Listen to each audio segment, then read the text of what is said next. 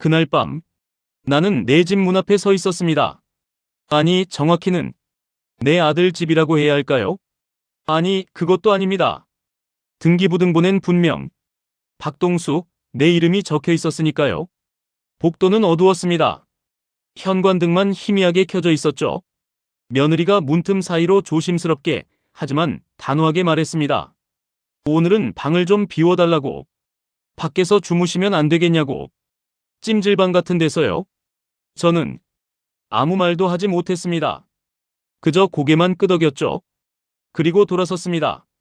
제가 복도를 걸어 나가자마자 뒤에서 소리가 들렸습니다. 찰칵. 문잠금 소리였습니다. 그 소리가 이렇게 크게 들릴 줄은 몰랐습니다. 72년을 살아오면서 이런 소리가 이렇게 아플 줄은 몰랐습니다. 엘리베이터 안은 텅 비어 있었습니다. 거울에 비친 제 얼굴은 낯설었습니다. 언제부터였을까요? 이렇게 작아진 게. 손에 든 건 지갑 하나. 가방도 옷도 칫솔도 없었습니다. 그냥 나왔습니다. 아니, 쫓겨났습니다. 밤거리는 쌀쌀했습니다. 11월 초였으니까요. 찜질방까지는 버스로 세 정거장.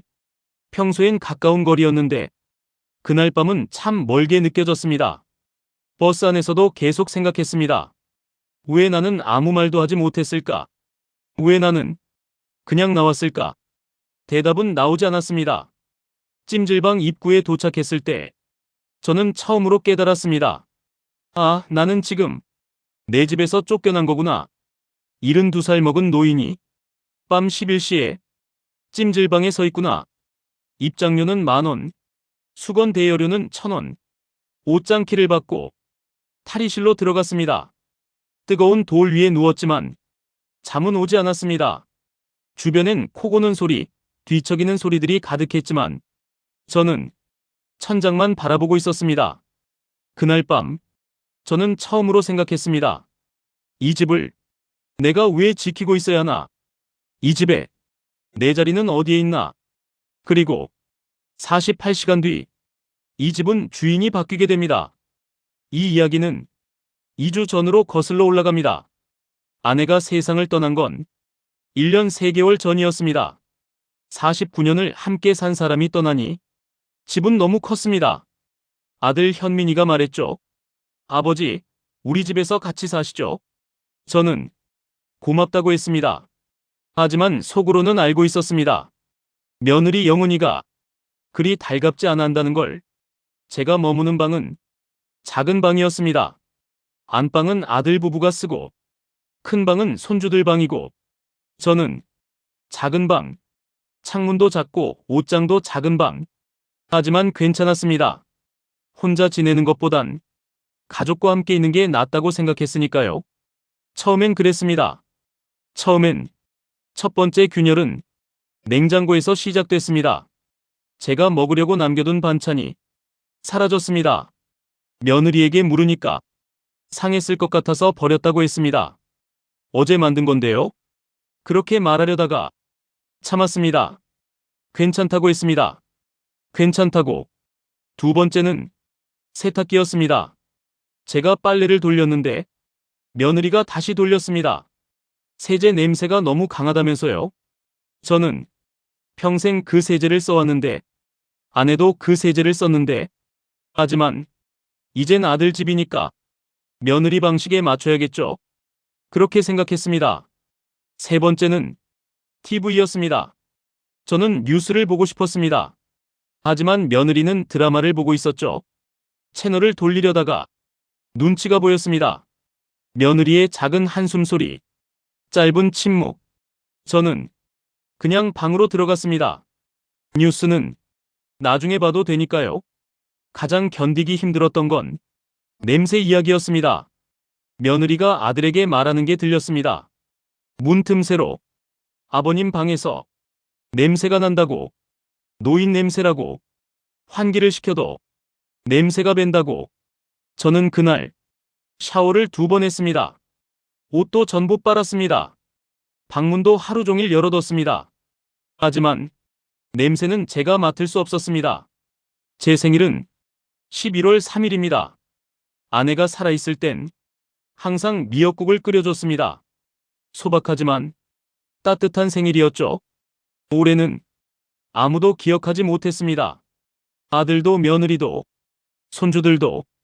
저녁 식사는 평소처럼 조용했습니다. 케이크도 미역국도 없었습니다. 그냥 평범한 날, 저는 혼자 방에서 소주 한 잔 마셨습니다. 제일 서운했던 건 아들이었습니다. 현민이는 착한 아이입니다. 하지만 갈등을 싫어하는 성격이죠. 며느리와 저 사이에서 어느 편도 들지 못했습니다. 그냥 고개만 숙이고 있었습니다. 어느 날 밤 부부싸움 소리가 들렸습니다. 며느리가 소리쳤죠. 당신은 늘 나만 이해하래. 난 누구한테 이해받아? 아들은 아무 말도 하지 못했습니다. 저는 그 모습을 멀리서 봤습니다. 그리고 알았습니다. 이 집에서 제 자리는 점점 좁아지고 있다는 걸. 그러던 어느 날 며느리가 말했습니다. 친정아버지가 오신답니다. 이번엔 하룻밤 주무시고 가신답니다. 저는 기뻤습니다. 며느리도 아버지를 기다리는구나. 저처럼. 그럼 저도 누군가 저를 기다려주지 않을까. 그런 생각을 했습니다. 하지만 며느리가 조심스럽게 말했습니다. 아버님, 오늘 하루만 방을 비워주시면 안 될까요? 남자분 두 분이 한 집에 계시면 좀 불편하실 것 같아서요. 순간 머리가 하얘졌습니다. 72년을 살면서 이런 말을 들을 줄은 몰랐습니다. 내 집에서, 내 이름이 적힌 등기부가 있는 집에서 방을 비워달라는 말을 들을 줄은. 저는 아들을 봤습니다. 현민아, 뭐라고 좀 말해봐. 하지만 아들은 고개를 숙였습니다. 그리고 조용히 말했죠. 아버지, 하루만요. 하루만. 그 순간 저는 알았습니다. 이 집에서 저는 가족이 아니라는 걸. 저는 짐이라는 걸. 그날 밤 저는 가방을 들고 집을 나왔습니다. 며느리는 환하게 웃으며 현관을 정리하고 있었습니다. 친정아버지를 맞이할 준비를 하면서 저는 뒤돌아보지 않았습니다. 그리고 문이 닫혔습니다. 찰칵. 그 소리가 제 인생에서 가장 큰 소리였습니다. 찜질방 바닥은 뜨거웠습니다. 하지만 제 마음은 얼어붙어 있었습니다.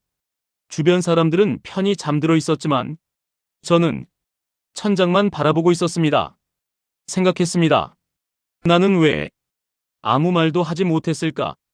나는 왜 순순히 나왔을까? 대답은 간단했습니다. 사랑하니까. 아들을 사랑하니까. 며느리와의 갈등을 만들고 싶지 않았으니까. 하지만 그 사랑이 저를 이렇게 작게 만들었습니다. 그 시간 집안에선 웃음소리가 들렸을 겁니다. 며느리의 친정아버지가 오셨으니까요. 따뜻한 저녁 식사, 환한 대화, 편안한 잠자리. 그 모든 것이 제 방에서 이루어지고 있었습니다. 저는 찜질방 물 한 잔으로 저녁을 때웠습니다. 자판기 컵라면이 그날 밤 제 저녁이었습니다. 다음 날 아침 저는 일찍 집으로 돌아갔습니다. 현관문을 열었을 때 낯선 신발이 있었습니다. 남자 구두. 아마 며느리 친정아버지 것이겠죠. 저는 조용히 신발을 벗었습니다. 그리고 복도를 걸어갔습니다. 제 방 문은 닫혀 있었습니다. 안에서 깊은 코 고는 소리가 들렸습니다. 며느리는 태연했습니다. 아버님 오셨어요? 어제 잘 주무셨어요? 환하게 웃으며 물었습니다. 저는 고개만 끄덕였습니다. 괜찮았다고, 편했다고. 거짓말이었지만 하지 않을 수 없었습니다. 며느리는 안도하는 표정을 지었습니다. 다행이다라는 표정. 아들이 조용히 다가왔습니다. 아버지, 죄송합니다. 그게 전부였습니다. 저는 대답했죠. 괜찮다. 하지만 괜찮지 않았습니다. 전혀. 그날 이후로 저는 말수가 줄었습니다. 식사 시간에도 거의 말을 하지 않았습니다. 며느리가 친정아버지 이야기를 할 때 저는 그저 고개만 끄덕였습니다. 아들이 무언가 물어볼 때 저는 응그레 짧게만 대답했습니다. 가족은 제 침묵에 익숙해져 갔습니다. 어느 날 밤, 저는 서랍에서 오래된 서류를 꺼냈습니다. 등기부등본, 건물등기사항전 부증명서, 소유자 박동수, 취득일 1987년 3월 12일, 38년 전, 저는 이 집을 샀습니다. 당시 제 나이 34살, 회사 다니면서 모은 돈으로 은행 대출 받아서 20년을 갚았습니다. 이 집은 제 인생 전부였습니다. 이 집에서 아내와 살았습니다. 아들을 키웠습니다. 손주들이 태어났습니다. 49년의 추억이 이 집 안에 있습니다. 거실 저 모퉁이에선 아들이 첫걸음을 뗐습니다. 주방 식탁에선 아내가 매일 아침 밥을 차렸습니다. 작은 방 창가에선 제가 매일 아침 신문을 읽었습니다. 이 집은 단순한 건물이 아니었습니다. 제 인생이었습니다. 하지만 며느리에겐 이 집이 다르게 보였을 겁니다. 시아버지가 사는 불편한 집, 노인 냄새가 나는 답답한 집, 자기 마음대로 꾸미지 못하는 남의 집. 저는 이해했습니다. 머리론 이해했습니다. 하지만 가슴은 아팠습니다. 며느리는 나쁜 사람이 아닙니다. 그저 자기 가족을 지키고 싶었을 뿐입니다. 자기 공간이 필요했을 뿐입니다. 자기 아버지를 편하게 모시고 싶었을 뿐입니다. 하지만 그 과정에서 저는 밀려났습니다. 조용히, 천천히, 확실하게. 어느 날 저녁, 저는 등기부등본을 가방에 넣었습니다. 그리고 조용히 외출했습니다. 며느리는 물었죠. 어디 가세요? 저는 대답했습니다. 산책. 거짓말이었습니다.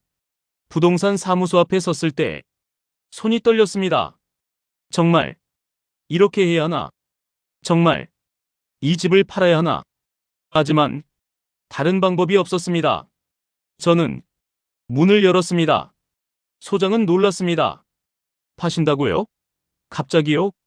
저는 고개를 끄덕였습니다. 예. 오늘부터 내놓으소. 소장이 물었습니다. 가족분들은 아세요? 저는 잠시 침묵했습니다. 그리고 말했습니다. 제 집입니다. 제가 결정합니다.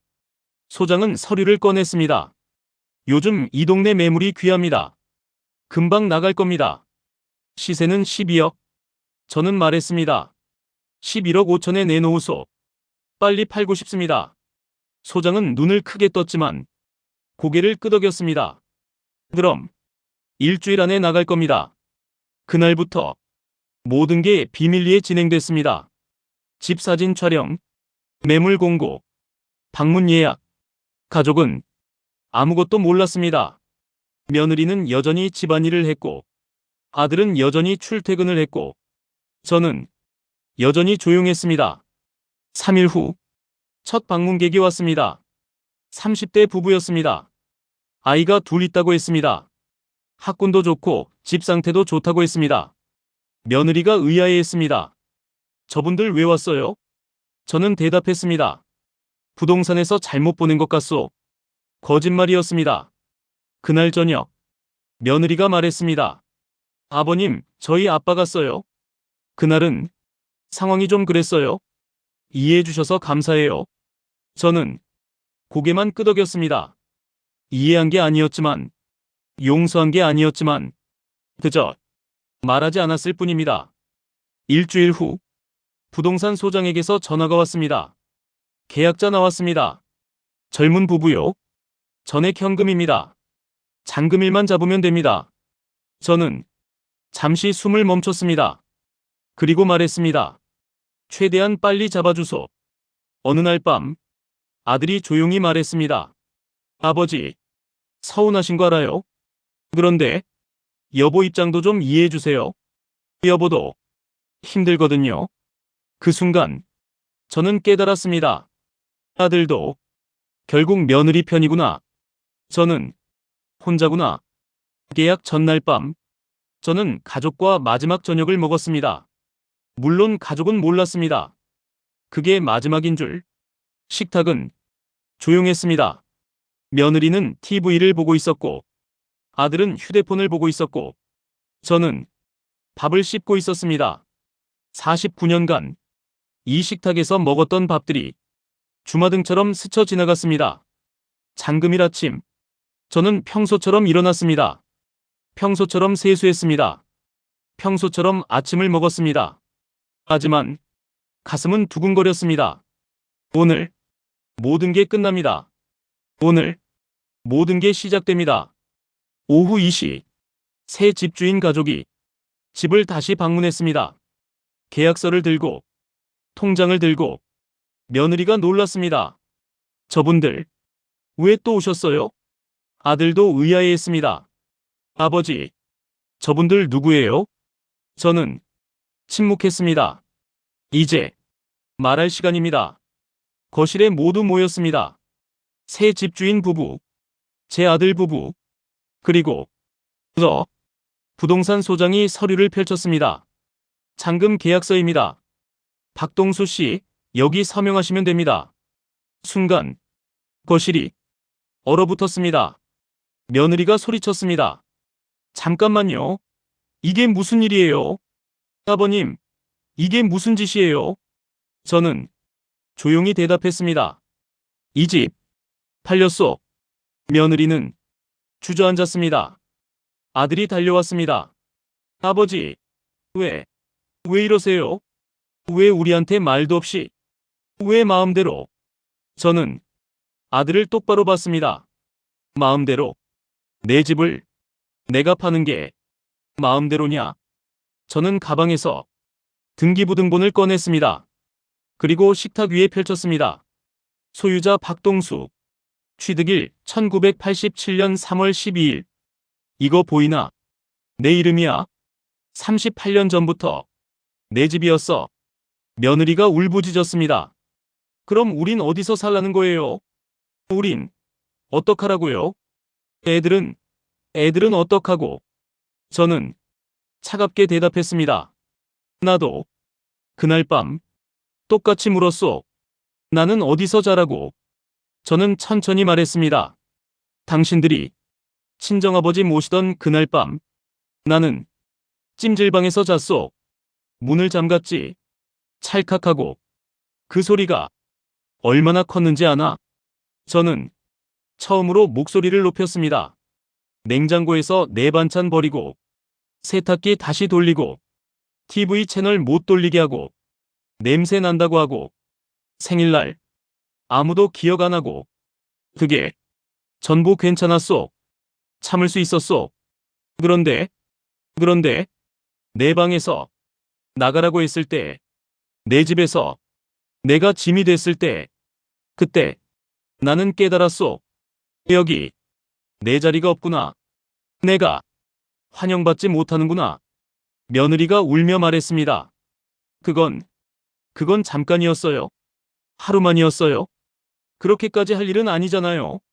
저는 고개를 저었습니다. 그 하루가 72년을 살아온 사람한테 얼마나 긴 밤이었는지 아나? 아들이 무릎을 꿇었습니다. 아버지, 죄송합니다. 제가 잘못했습니다. 제가 아버지를 지켜드렸어야 하는데. 눈물이 흘렀습니다. 저도 눈물이 났습니다. 하지만 늦었습니다. 저는 말했습니다. 현민아, 너는 아버지와 아내 사이에서 아내를 택했어. 그건 내 선택이야. 나도 선택했어. 이 집을 포기하는 선택. 저는 펜을 들었습니다. 그리고 계약서에 서명했습니다. 박동수. 한 획 한 획. 천천히 마지막 획을 그었을 때 38년이 끝났습니다. 새 집주인이 통장을 내밀었습니다. 11억 5천만 원. 입금 확인했습니다. 부동산 소장이 말했습니다. 축하드립니다. 계약 완료됐습니다. 며느리는 바닥에 주저앉아 울고 있었습니다. 아들은 벽에 기대 멍하니 서 있었습니다. 새 집주인이 말했습니다. 한 달 뒤에 이사 오겠습니다. 그때까지 정리하시면 될 것 같아요. 그리고 인사했습니다. 좋은 집 감사합니다. 저는 고개를 끄덕였습니다. 네, 좋은 집입니다. 49년을 산 좋은 집이지요. 새 집주인이 떠나고 거실엔 우리 셋만 남았습니다. 아무도 말하지 않았습니다. 그저 침묵만 흘렀습니다. 저는 가방을 들었습니다. 그리고 현관으로 걸어갔습니다. 저는 집을 나왔습니다. 아들이 따라 나왔습니다. 아버지, 어디 가세요? 저는 대답했습니다. 원룸 알아봤어. 당분간 거기서 살 거야. 아들은 울었습니다. 하지만 저는 돌아보지 않았습니다. 제가 구한 원룸은 작았습니다. 5평, 창문 하나, 화장실 하나, 부엌 큰 싱크대 하나가 전부였습니다. 38년 살던 집에서 5평 원룸으로. 하지만 이상하게 여기가 더 편했습니다. 며느리는 후회했다고 합니다.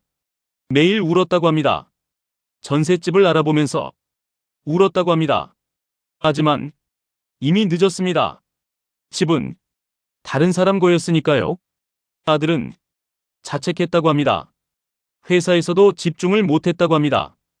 아버지를 지키지 못한 것에 대한 죄책감.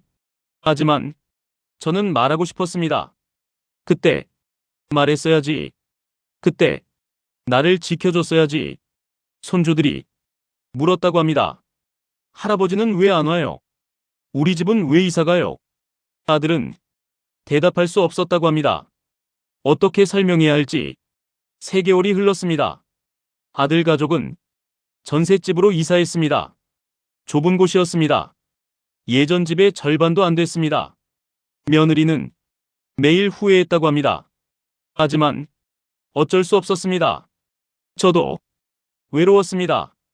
솔직히 매일 외로웠습니다. 5평 원룸에서 혼자 밥 먹고 혼자 TV 보고 혼자 잠들었습니다. 가끔 생각했습니다. 내가 너무 심했나? 어느 날 밤 꿈에 아내가 나왔습니다. 여보, 너무 하신 거 아니에요? 그래도 우리 아들인데. 저는 꿈속에서 대답했습니다. 당신이라면 어떻게 했겠소? 아내는 웃었습니다. 그리고 사라졌습니다. 6개월이 지났을 때 아들에게서 전화가 왔습니다. 아버지, 밥 같이 드실래요?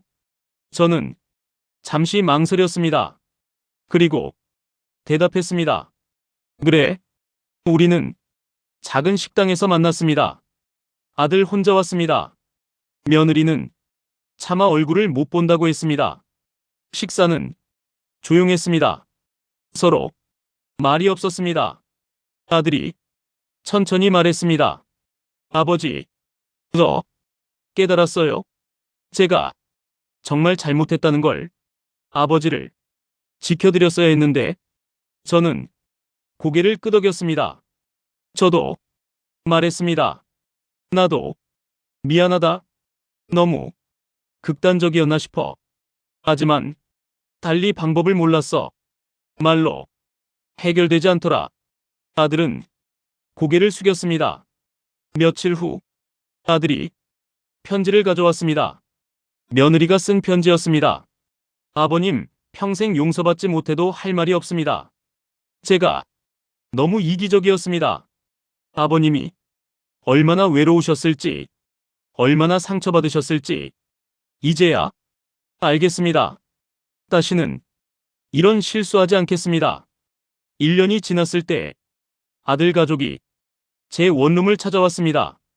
손주들도 함께. 좁은 방이 가득 찼습니다. 며느리는 무릎을 꿇었습니다. 저는 손을 내밀었습니다. 일어나시오. 그날 이후로 우리는 한 달에 한 번씩 만났습니다. 식사를 같이 하고 손주들과 놀아주고 천천히, 아주 천천히 관계는 회복되기 시작했습니다. 완전히 예전처럼은 아니었습니다. 하지만 새로운 관계가 만들어졌습니다. 서로를 조금 더 이해하는 관계. 며느리는 변했습니다. 전셋집에서 살면서 많은 걸 배웠다고 했습니다. 집이 얼마나 소중한지, 가족이 얼마나 소중한지, 그리고 시부모님이 얼마나 소중한지. 아들도 변했습니다. 더 이상 갈등을 회피하지 않았습니다. 아내에게도 저에게도 솔직하게 자기 생각을 말했습니다. 그게 진짜 가족이라고, 진짜 사랑이라고. 손주들은 자랐습니다. 할아버지가 왜 화났는지 이제 안다고 했습니다. 할머니가 돌아가시고 외로웠을 거라고. 착한 아이들이었습니다. 저는 원룸에서의 삶에 익숙해졌습니다. 작지만 제 공간이었습니다. 아무도 눈치 볼 필요 없는 공간. TV도 마음대로 보고 냉장고도 마음대로 쓰고. 어느 날 며느리의 친정아버지를 만났습니다. 며느리가 주선한 자리였습니다. 처음엔 어색했습니다. 하지만 이야기를 나누며 저는 깨달았습니다. 이분도 저와 똑같은 입장이었구나.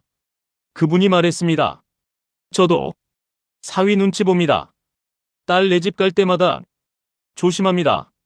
사돈께서 그날 밤 나가신 것, 나중에 알았습니다. 정말 죄송합니다. 우리는 오랫동안 이야기했습니다. 노인의 자리에 대해, 가족 안에서의 위치에 대해, 존중에 대해, 그리고 외로움에 대해. 우리는 같은 처지였습니다.